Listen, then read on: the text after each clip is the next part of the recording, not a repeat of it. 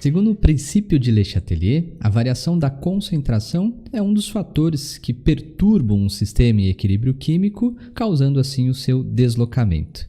Nessa aula nós vamos ver como a variação da concentração perturba e para qual sentido o equilíbrio químico ele vai ser deslocado. Bora lá!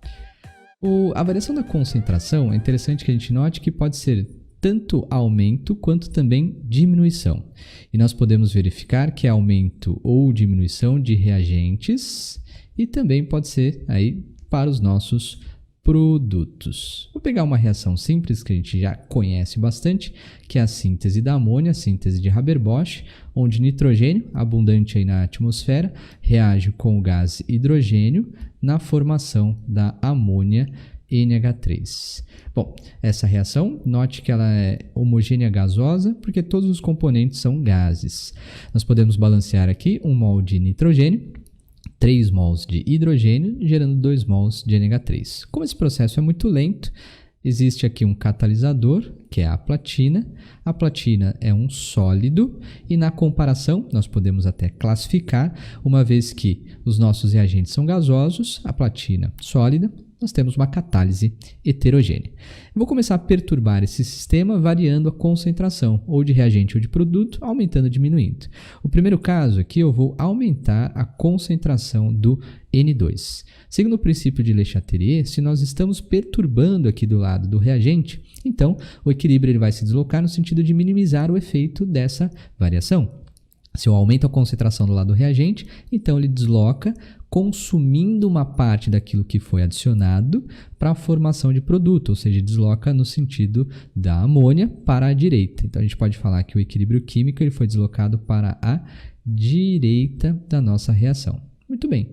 Eu vou, por exemplo, aumentar a concentração do gás hidrogênio. De novo, nós estamos aumentando, perturbando do lado do reagente, o equilíbrio químico ele vai se deslocar para o lado do produto.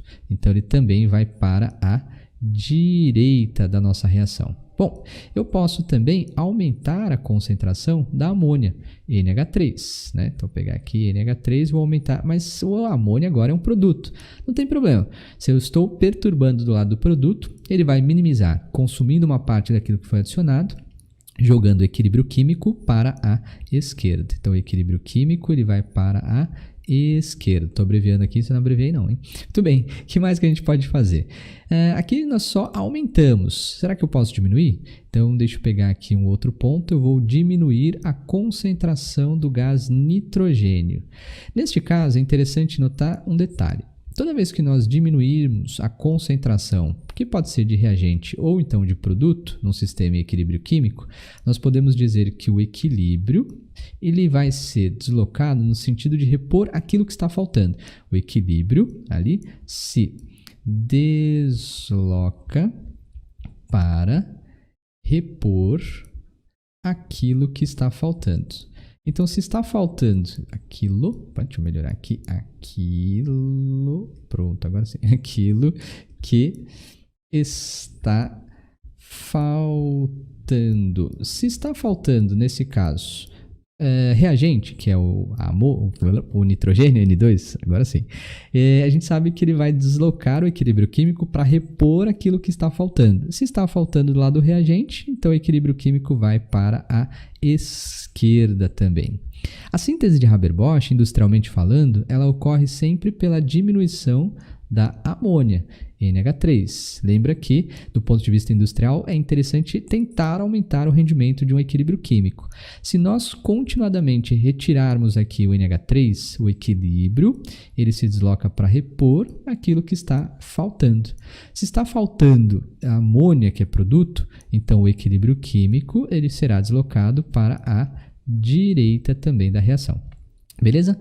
Dependendo para que lado a gente queira deslocar o equilíbrio químico, então a gente pode aumentar ou então diminuir a concentração de produtos e reagentes. Se a gente mexe no reagente, se a gente aumenta a concentração de alguém no reagente, o equilíbrio consome uma parte e vai para o produto. Se nós aumentarmos a concentração de alguém no produto, o equilíbrio consome uma parte e vai no sentido dos nossos reagentes. E toda vez que a gente diminuir a concentração de alguém, o equilíbrio se desloca para repor aquilo que está faltando.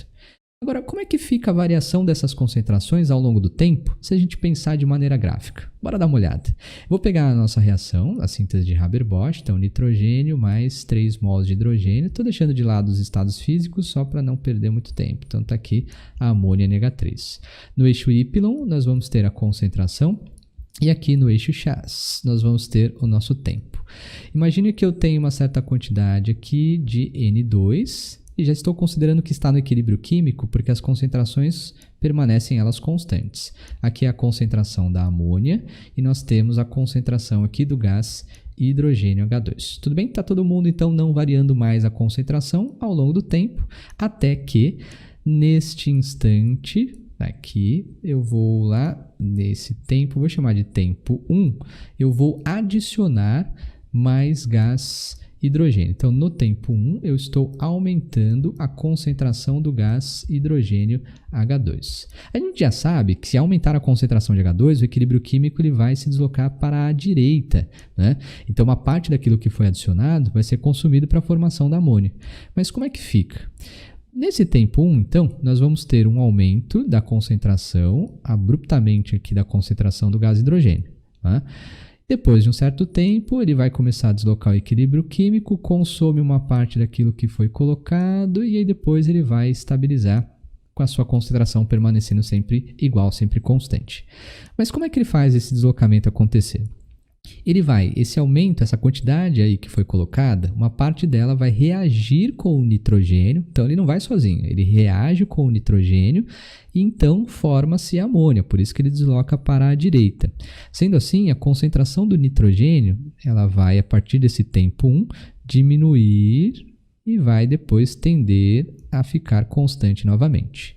É claro que a concentração da amônia, ao longo desse tempo, inicialmente aqui no tempo 1, ela vai começar a aumentar, aumenta, e depois aí fica depois novamente constante, né? Então note que em algum momento, vou pegar aqui, acho que está isso, nesse momento aqui, vou chamar de tempo 2, o sistema atingiu um novo equilíbrio químico.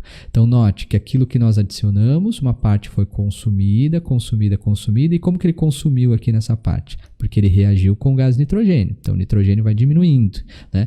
Igor, por que não aumenta o nitrogênio aqui no tempo 1? Porque no tempo 1 nós só adicionamos o H2, né? Então diminui a concentração e tudo mais, e a amônia vai aumentando. Nesse tempo 2, a partir do tempo 2, um novo estado de equilíbrio químico ele foi alcançado, beleza? Olha, é importantíssimo notar que essa variação nas concentrações elas foram feitas mantendo-se a temperatura sempre igual, sempre constante.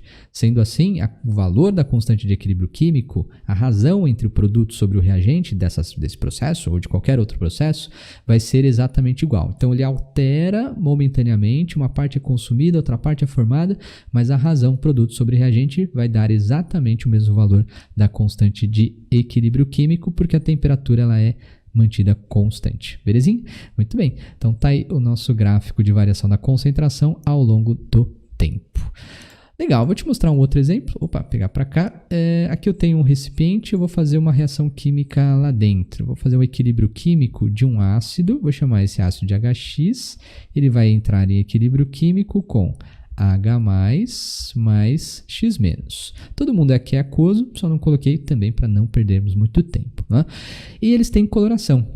O nosso ácido, o HX, por exemplo, eu vou falar que ele é amarelo, enquanto o ânion X-, ele é, por exemplo, verde. Que cor que dá? Sabendo que no equilíbrio químico os nossos reagentes e produtos coexistem, que cor que está o equilíbrio químico? Vai ter que lembrar lá do primário. Amarelo com verde dá azul. Então, por isso que na nossa cuba aqui nós temos então a coloração azulada. Eu quero perturbar esse sistema de equilíbrio químico. Então, eu vou fazer o seguinte. Eu vou vir aqui no nosso recipiente e eu vou fazer, por exemplo, a adição de uma base. Pensa aí na base, é a mais difícil que você conhece. Uma base é mais difícil, acredito que todo mundo deveria ter apostado. Chutou aí NaOH, né? E também eu vou vir aqui, vou adicionar num segundo momento um ácido qualquer, né? Chuta aí um ácido mais difícil que você conhece. Também devia ter apostado antes, hein? Todo mundo deve ter falado HCl. Legal. E aí eu quero saber para onde vai o equilíbrio químico quando eu adicionei o NaOH e quando eu adicionei o HCl. Vou começar aqui pelo HCl, que é mais tranquilo, né? Note que o HCl ele é um ácido forte, e aí todo bom ácido forte prefere ficar separado. Significa dizer que preferem ficar na sua forma de íons, H+, e Cl-, né? Na forma ionizada. Legal. Note que quando eu for adicionando então o ácido clorídrico, a gente olha lá para o equilíbrio e fala, bom, se no equilíbrio tem aqui HX, H+ e X-, à medida que eu vou adicionar o HCl, eu também estou adicionando alguém que participa do equilíbrio químico, que é o H+. Nesse caso, nós podemos falar então que haverá um aumento da concentração do íon H+ no equilíbrio. Se haverá um aumento da concentração do H+, então o equilíbrio ele vai se deslocar para minimizar esse efeito de aumento. Ele desloca no sentido, então, do nosso reagente HX. Ele vai deslocar para a esquerda. Então, ele reage, uma parte daquilo que foi adicionado reage com X- e desloca para formar HX.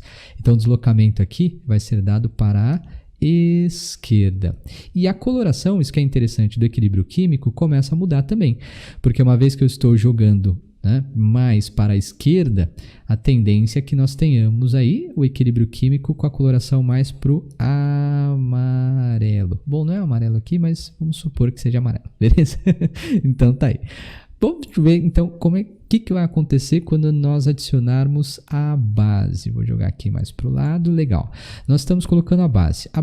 Bases da família 1A, lembrando lá que são bases sempre fortes. Então elas também preferem ficar separados em Na+, e o seu ânion característico de base, que é a hidroxila, OH-. Aqui nós temos uma dissociação iônica, né? Bom, observa lá, quando eu adiciono o NaOH, eu estou adicionando o Na+ e o OH-. Mas no equilíbrio químico não tenho nem Na+ e não tenho o OH-. E agora? Bom, na verdade, observa um detalhe interessante. No equilíbrio químico, nós temos o H+, que veio do nosso ácido HX. Quando nós formos adicionar o hidróxido de sódio, nós estamos adicionando íons OH-, que vieram, então, da nossa base. H+ e OH- gostam muito de reagir entre si num processo conhecido como neutralização e formação de água.